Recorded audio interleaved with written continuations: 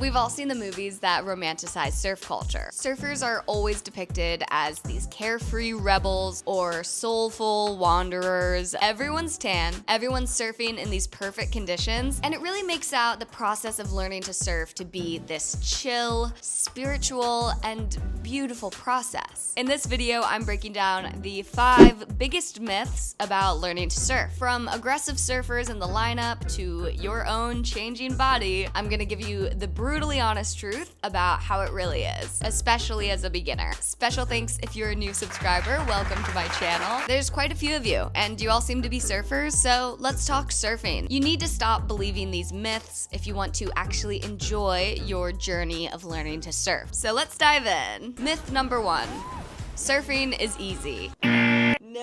No, surfing's hard. In my experience, there's 2 types of people who will say that surfing's easy. One, the person who was put on a surfboard before they could walk. These people are fantastic surfers, but they have no idea what it's like to learn how to surf as an adult. It's hard, okay? It's hard. And the second type of person who's going to say that surfing is easy is gonna be someone who's been on a surf trip or vacation, taken a lesson, gotten their first pop-up, and now they're feeling a little bit overconfident. It's all in good fun to enjoy surfing on your vacation, but be careful of overconfidence. The ocean will humble you, so don't be a fool. It's not easy to surf. Thinking this way can actually ruin your surf session. It's so easy to give yourself a hard time when you're learning. I definitely have those days where I paddle out, don't catch anything, and then I feel so frustrated and upset with myself. I'd come in just feeling like I wanted to cry. This is normal, you know, because I was so disappointed in my performance and so frustrated that it wasn't easy for me. Surfing can feel overwhelming, especially in certain conditions, like if it's cold or the waves are a little bigger than you're used to. Surfing's not easy, and the sooner you accept that it's not going to be perfect every time you go out there, the more fun you can have actually learning from other surfers and viewing your surf skills as an evolving project rather than this one skill that seems to be easy for everybody except for you. Myth busted. Okay. Myth number 2.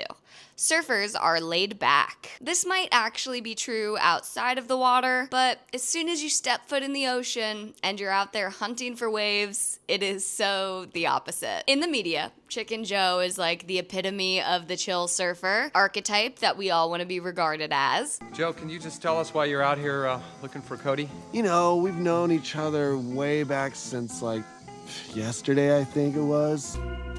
How's it going, man? But in reality, surfing can be pretty competitive. It can be awkward, and sometimes people get territorial. Most people are friendly, but those same people can be really rude if the conditions are good and the lineup is crowded. So, you know, you can go out there with a peace and love mindset, but don't be surprised if you don't get that back. The whole concept of the lineup in surfing is that everyone's waiting for their chance to go on a wave, but other surfers will snake you or paddle around you, taking your spot in line. People can be really disrespectful, especially as a girl out there. I've had guys out there apologize on behalf of their whole gender for the blatant disrespect I've experienced in the lineup. There's all kinds of politics within the surf etiquette rules, like localism. Localism is a loose form of regulation by local surfers in attempt to protect their surf break, and it's a controversial topic. On the one hand, locals do deserve some priority so that their surf break doesn't get overrun by tourism and badly behaved surfers. The locals were there first, but too much localism and you're creating issues of exclusivity in the sport.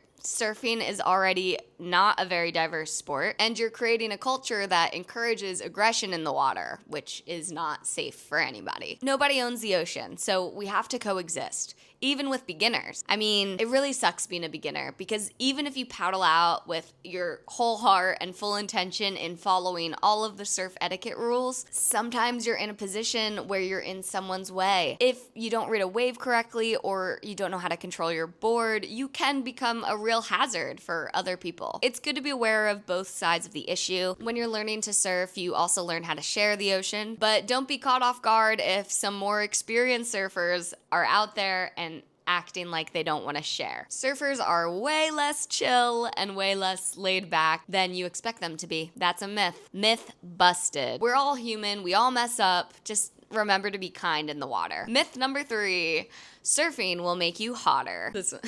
Okay, listen, hear me out. I thought that being hot just kind of came with the territory of being a surfer. I've always thought that guys who can surf are so effortlessly good looking.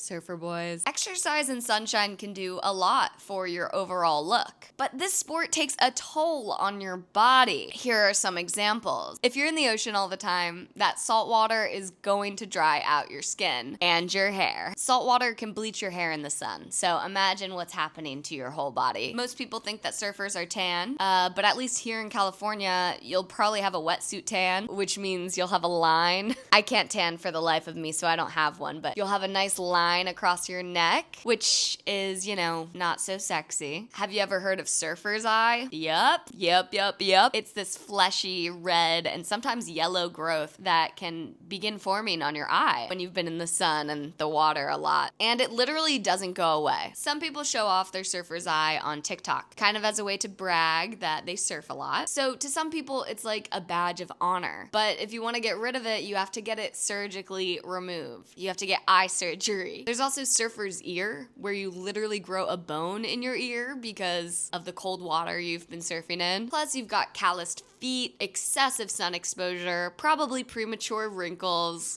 Surfing is a lovely workout. It's fantastic for building your core strength, upper body muscle strength, and balance and flexibility. And I hope to continue surfing well into my old age, but I don't know if it's making me hotter. I think it's really hard on my body. It's a labor of love. Being hot is a state of mind anyways. That being said, I think there's a lot of surf beauty products that are yet to be developed to protect your hair and your skin and everything. So surf girlies, get on that. I'll shout you out on my channel. That'd be amazing. Myth busted. Myth busted. Myth number 4. Surfing is cheap.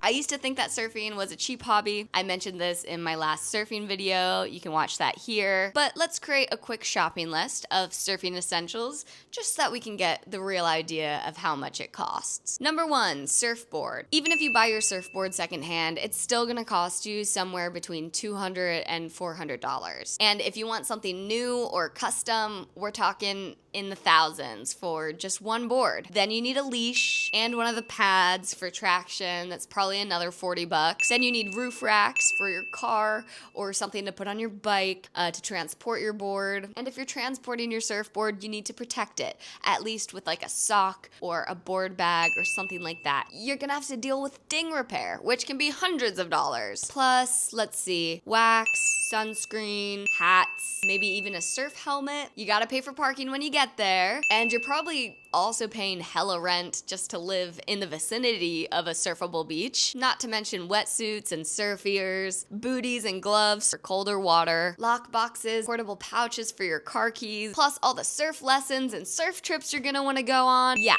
it adds up really quickly. I'm not saying you have to be a millionaire to start surfing, but I'm saying, surf culture has always had the archetype of the beach bum for good reason. We're all going broke buying all this surf shit, trying to pursue this hobby. It's best to start saving now. Surfing is expensive. I hate to say it, but unfortunately this myth is busted. Myth busted. And myth number 5, surfing isn't worth it.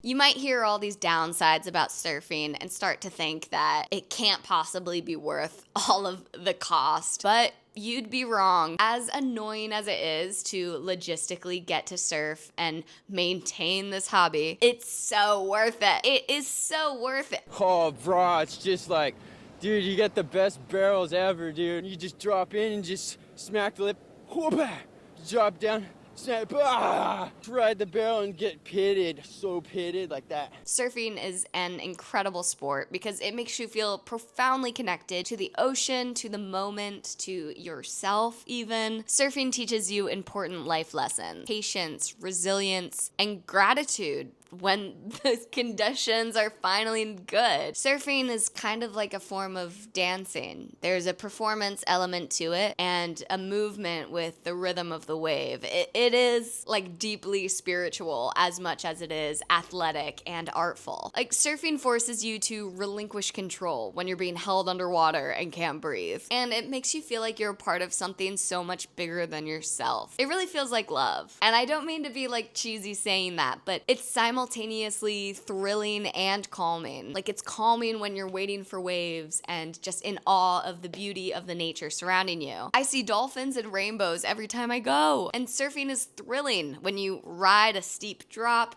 or find yourself in the critical part of a wave. Ugh.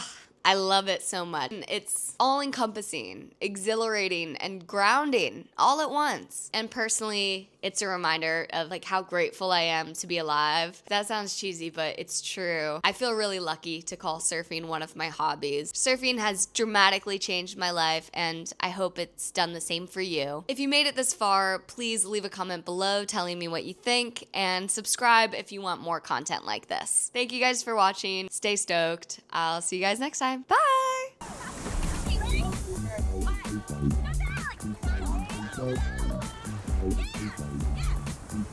Stand up!